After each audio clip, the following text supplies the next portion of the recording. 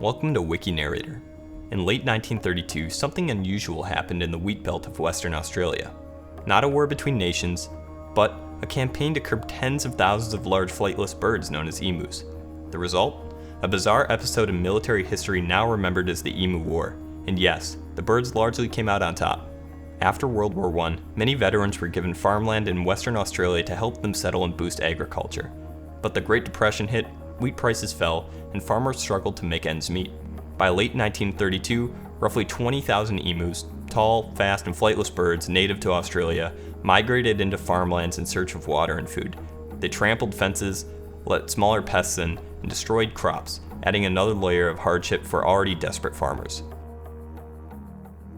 Farmers demanded government help, and in response, the Minister of Defense, Sir George Pearce, agreed to send military support. Though, the army would only provide personnel and guns, while the farmers had to supply transport, food, accommodation, and ammunition. In early November 1932, Major G.P.W. Meredith of the Royal Australian Artillery arrived with 2 Lewis machine guns and 10,000 rounds of ammunition, accompanied by a cinematographer. The first attempts on November 2nd involved about 50 emus, but the birds were fast, scattered quickly, and proved extremely difficult to target. Another ambush near a water source saw machine guns jam after only a few rounds, and the emus outran trucks fitted with the guns. Despite occasional successes, at one point killing roughly 40 emus in a day, the operation was largely ineffective. Emus often split into smaller groups, sent lookouts to warn others, and used their speed and agility to evade the soldiers.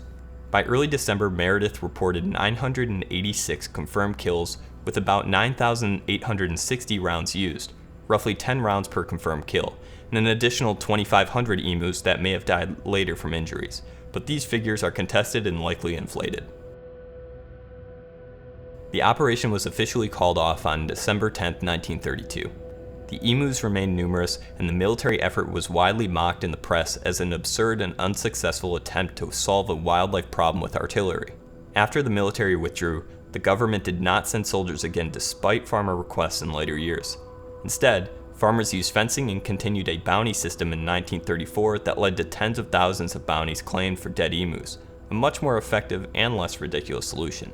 The Emu War became symbolic of human attempts to control nature and is often framed as a moment where nature won.